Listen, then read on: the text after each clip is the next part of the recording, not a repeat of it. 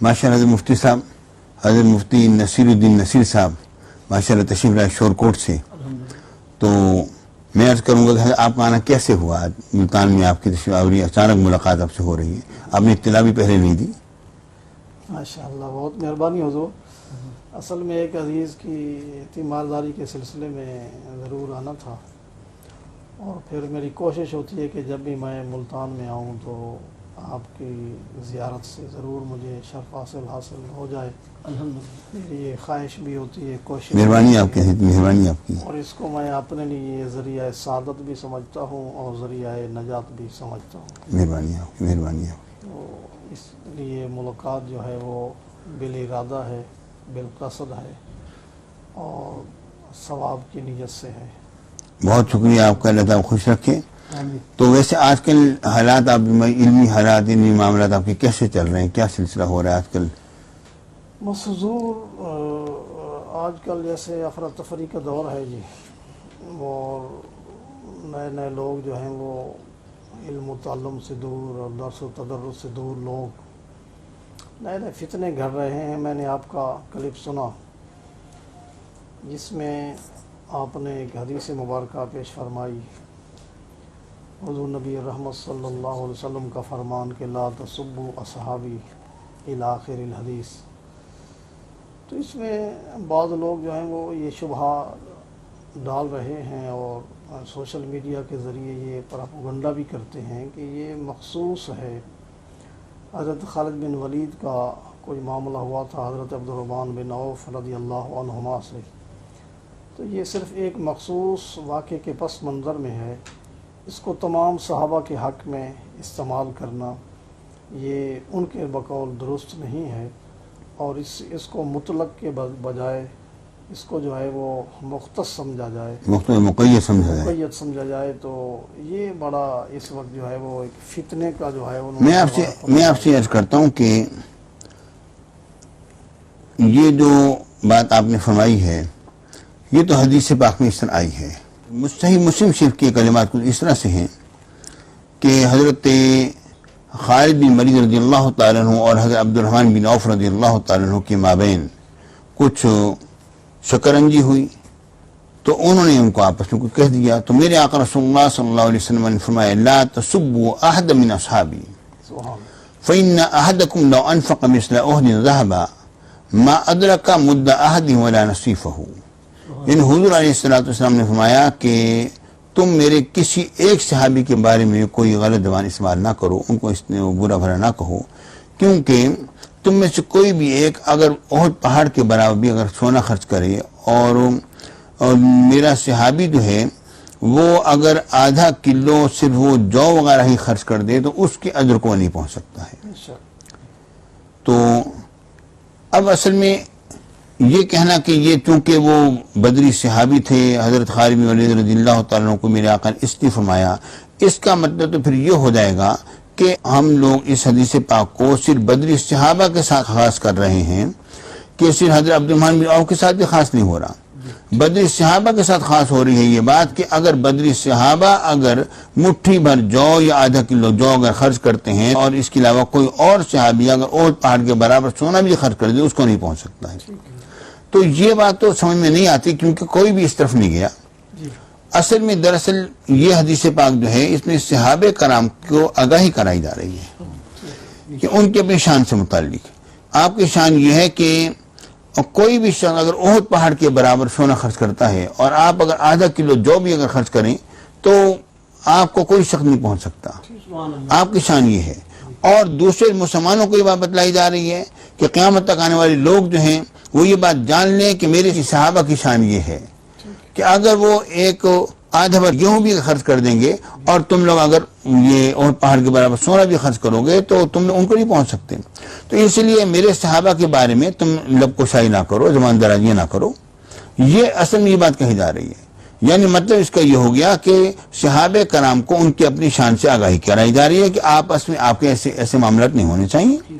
ٹھیک ہے نا، کیونکہ آپ کی شان یہ ہے. اور قیامت تک ہونے والے مسلمانوں کو ایک اطلاع دی جا رہی ہے کہ بھئی تم نے ان کے بارے میں ان کے شجرا کو دیکھ کر تم نے کوئی زبان درازی نہیں کری، تمہارا کوئی حق نہیں کہ تم بولو. یعنی صرف اصحاب بدر مراد لینا یہ بغیر دلیل کے، بغیر دلیل کے. اور اس میں ایک اور بات یہ بھی ہے کہ یہ اس طرح کی حدیث پاک ہے جس طرح میرے آقا حضور علیہ الصلوۃ والسلام نے فرمایا من زار قبری بالمدینہ محتسبا فکنت له شفیع و شہید یوم القیامہ. جس شخص نے میری قبر شریف کی مدینہ رسول میں زیارت کی ایمان کی صورت میں محبت سے اگر میری قبر شریف کی زیارت کی تو میں قیامت کے دن اس کا شفیع بھی ہوں گا اور میں اس کی گواہی بھی دوں گا. یہ حدیث پاک حضور علیہ السلام نے فرمائی. تو من زار قبری اس میں دیکھیے صحابہ کرام بھی شامل ہیں اور بعد والے لوگ بھی شامل ہیں، تمام شامل ہیں. لیکن صحابہ کرام نے تو خود حضور علیہ السلام کی زیارت کی بھی ہے. حضور کی زیارت جو ہے حضور کی قبر انوشی کی زیارت سے ظاہر افضل زیادہ افضل اور اعلیٰ ہے. اگر ایک ہی جیسا اگر ہو جائے تو ہمارے صحابہ برابر ہو جائیں گے کہ صحابہ نے حضور کی زیارت کی اور ہم نے قبر شریف کی زیارت کر لی تو جناب ہم سب برابر ہو گئے. اس طرح تو نہیں ہے. اور دوسری بات یہ ہے کہ صحابہ کرام کے بارے میں اگر ان کی سے کوئی ایسی بات ہو بھی جائے تو اس بارے میں ہمیں کوئی حق نہیں پہنچتا ہے کہ ہم زبان سے کوئی بات نکالیں. اب دیکھیے غور فرمائیے حضرت معاذ بن مالک رضی اللہ تعالیٰ عنہ صحابی رسول ہیں، ٹھیک ہے.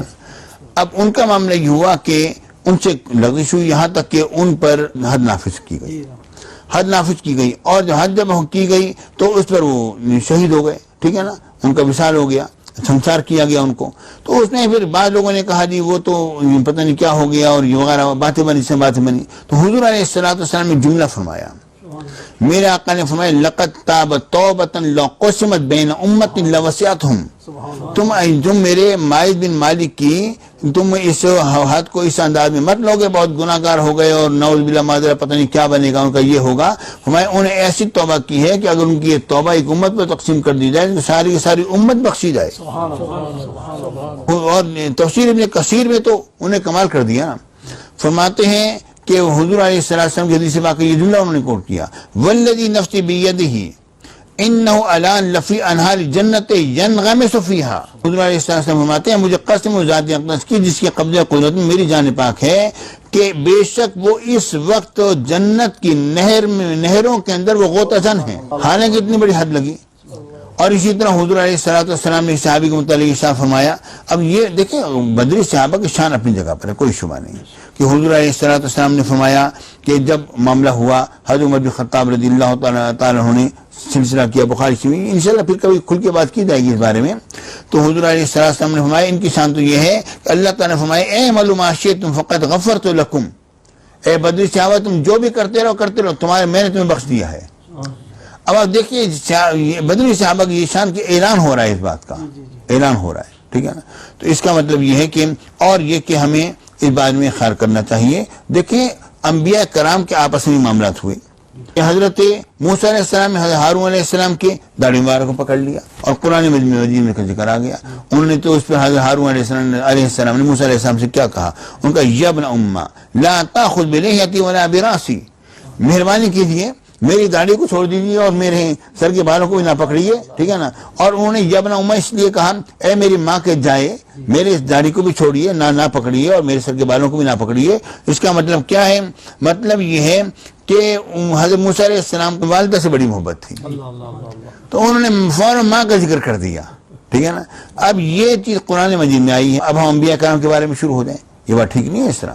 تو ایسی صورت میں ہمیں یہ بات جاننی چاہیے کہ یہ اس حدیث پاک میں لا تسبوا احدا من اصحابی، احدا من اصحابی کا جملہ یہ بتلا رہا ہے کہ کوئی بھی ایک جو ہے میرے صحابہ کے بارے میں اگر آپ یہ کہتے ہیں نہیں جناب حضرت عبد الرحمن بن عوف کے متعلق خالد بن ولید سے کہا گیا تو اب یہ مجھے بتائیے وہ صحابہ میں شامل تھے یا نہیں تھے؟ وہ شامل تھے نا صحابہ کرام میں. وہ جب شامل تھے تو اب ایسی صورت میں اب آپ کیا کہیں گے؟ یہ بات ماننی پڑے گی کہ یہ کلام جو ہے صحابہ اور غیر صحابہ تمام کو شامل ہے. صحابہ کو ان کے اپنی شان کے بارے میں متنبہ کیا جا رہا ہے کہ آپ کے آپس میں شجرات نہیں ہونے چاہیے، اختلافات نہیں ہونے چاہیے. اور آگے آئندہ آنے والی امت کے بارے میں یہ بتلایا جا رہا ہے کہ ذرا میرے صحابہ کے بارے میں خیال کرنا. ان کی شان یہ ہے کہ اگر وہ ایک آدھا کلو جو بھی اگر خرچ کریں اور تم لوگ اگر سونے کے برابر پہاڑ بھی اگر خرچ کر دو تو تم ان کے آدھے کو نہیں پہنچ سکتے. یعنی واقعہ خاص ہے اور جو حکم ہے وہ عام ہے. واقعہ خاص اور حکم عام ہے. اور دیکھیں آپ غور فرمائیے اس بات یہ جو بات کروں اس میں توجہ کیجیے. وہ یہ ہے کہ صحابہ کرام جو ہیں ان کے اوپر حدود کا نفاذ بھی ہوا. ٹھیک ہے نا. اگر کوئی شخص یہ کہتا ہے کہ لوگ کہیں صحابہ کو معصوم نہ مان لیں اور اسی طرح ایسی حدیث پیش کرنے سے، حضور علیہ الصلوۃ والسلام نے صحابہ کرام پر حدود کا نفاذ کر کے ان کی عصمت کی تو نفی واضح طور پر کر دی کہ اگر یہ معصوم ہوتے تو ایسی صورت حدود کا نفاذ کیوں ہو رہا ہے. ٹھیک ہے نا جی. گناہ کا صدور ہی نہ ہوتا. ہاں صدور ہی نہ ہوتا ان سے، معاملہ ختم ہو جاتا. اور حضور علیہ الصلوۃ والسلام نے یہ بات فرما کے یہ فاطمہ اگر وہ فاطمہ بھی ہوتی، میرے کلمات ادا کرنا مجھے اچھا نہیں لگتا، ٹھیک ہے نا، تو یہ بات فرما کے بات واضح کر دی کہ نہ میرے اہل بیت اطہار معصوم ہے، نہ ہی صحابہ کرام معصوم ہے. اللہ اللہ اللہ. دونوں سے حضور علیہ الصلوۃ والسلام عصمت کی نفی کر دی. اور یہ کہ صحابہ کرام کے ساتھ ایسے معاملات ہوئے ہیں، ان کو حدود کا نفاذ ہوا، اس کا مطلب یہ اس سے واضح ہو رہا ہے کہ ان حدیثوں سے ان کی عظمت کا بیان ہوگا، ان کی عصمت کا بیان نہیں ہوگا. بہت اچھی، یہ چیز بہت خوب. ماشاء اللہ ہے جی. آپ لوگوں کو تسلی ہو گئی ہیں، مطمئن ہو گیا. میرے خیال میں میں نے مختصر انداز بات کو مکمل کر دیا ہے. اللہ تعالی ہم سب کو ہدایت پر قائم و دائم رکھے. اللہم آمین.